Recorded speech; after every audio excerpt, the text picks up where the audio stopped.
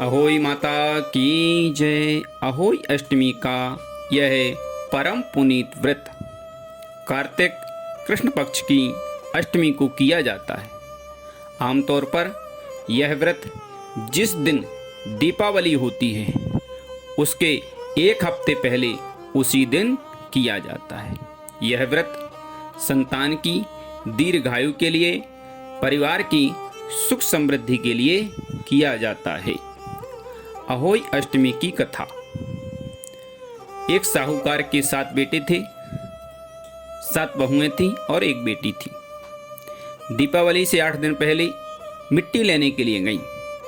अनजाने में साहूकार की बेटी ने वहां से मिट्टी ले ली जहां पर स्याऊ माता की मान थी। उसमें अनजाने में स्याऊ माता का एक बच्चा मर गया। स्याऊ माता क्रोधित हो गई, कहने लगी, तुमने मेरी बच्चे को मारा है, मैं तुम्हारी कोख बांधूंगी।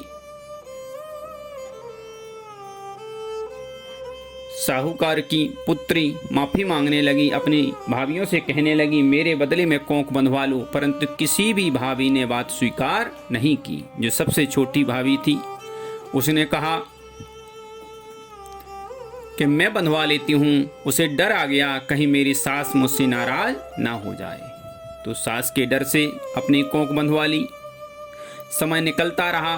संतान तो साहूकार की बहू को बहुत हुई, परंतु हर 7वें दिन वह मर जाती। यह प्रचलन कई दिनों तक चलता रहा। धीरे धीरे समय निकलता रहा।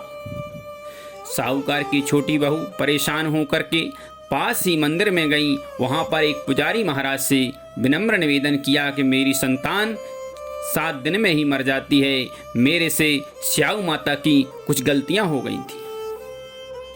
पुजारी जी ने साहूकार की बहू को सुरही गौ माता की पूजा करने के लिए कहा, उनकी सेवा करने के लिए कहा, उन्हें भोजन देने के लिए कहा, उन्हें पानी देने के लिए कहा। भाव से, आनंद से पंडित जी की बात पर विश्वास करती हुई साधु की बहू सुरही माता की सेवा करने लगी। समय निकलता गया। सुरही माता प्रसन्न हो गई, कहने लगी, वरदान मांगो। सुरही गाय के ऐसा कहने से साहूकार की बहू कहती है कि अगर आप प्रसन्न हैं तो कोई ऐसा उपाय बताओ जिससे स्याऊ माता मेरी कोख खोल दे। सुरही गाय माता कहती हैं, स्याऊ माता मेरी भयाली है, मैं तुम्हें आज ही उनके पास लेकर के चलती हूँ और तुम्हारे कष्टों का निवारण करवाती हूँ। गौ माता एवं साहूकार की छोटी बहू दोनों चल पड़ी। रास्ते में धूप होने के कारण दोनों चलते चलते एक पेड़ के नीचे विश्राम करने लगी। देखा कुछ ही दूरी पर एक गरुड़ पंखनी के बच्चे रखे थे। कोई सांप उन्हें खाने की कोशिश कर रहा था। साहूकार की बहू ने सांप को मार दिया। जब गरुड़ पंखनी आई तो उसने देखा कि यहाँ खून पड़ा हुआ है, तो क्रोधित हो गई और साहूकार की बहू पर ही आक्रमण करने लगी। साहूकार की बहू ने कहा, मैंने कुछ नहीं किया है, मैंने तुम्हारे बच्चों की रक्षा की है। सच्चाई जान करके गरुड़ पंखनी प्रसन्न हो गई और अपने ऊपर पंखों पर विराजमान करके सुरही गाय माता को और साहूकार की बहू को स्याऊ माता के पास ले गई। स्याऊ माता ने देखा कि मेरी भयाली आई है, बहुत प्रसन्न हुई। बोली, बहन बहुत दिनों बाद आई हो, आओ बैठो। ये तुम्हारे साथ में कौन है? मेरे सिर में बहुत खुजली हो रही है। सुरही गाय माता की आज्ञा पाकर के साहूकार की बहू ने स्याऊ माता के बालों से जुएं निकालना शुरू किए। एक एक करके सारे जुएं निकाल दिए। स्याऊ माता प्रसन्न हो गई और कहने लगी, जाओ, तुम्हें 7 बेटे और 7 बहुएं होंगी। साहूकार की बहू ने पैर पकड़ लिए और कहा कि हे माता, आपने तो मेरी कोख बांध रखी है। तब स्याऊ माता ने कहा, तूने तो मुझे ठग लिया है, परंतु कोई बात नहीं, मैं तुझसे आज से प्रसन्न हूं और जा, तेरे 7 बेटे और 7 बहुएं ही होंगी। माता का प्रसाद पाकर के, आज्ञा पाकर के घर आई। अहोई अष्टमी का व्रत किया। अपने घर में पूजा पाठ की तैयारी करने लगी।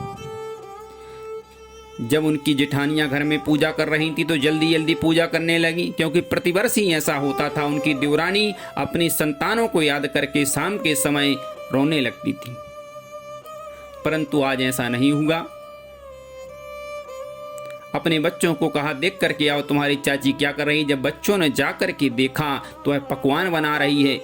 आकर के अपनी माँ को बताया। जब जेठानियाँ गई, देवरानी से पूछा कि यह सब कैसे हुआ है, तो सारा विवरण, श्याऊ माता का आशीर्वाद, दर्शन कैसे प्राप्त हुआ, सब भली भांति अपनी जेठानियों को बताया। श्याऊ माता ऐसे ही हैं जो निर्धन है, धनी होता है, बंदी बंधन से मुक्त होकर के निर्भय हो जाता है। संतान बुद्धिजीवी और दीर्घजीवी होती है। इस व्रत करने से घर में सुख शांति रहती है, समस्त मनोकामनाएं पूर्ण होती हैं। बोलो होई माता की जय।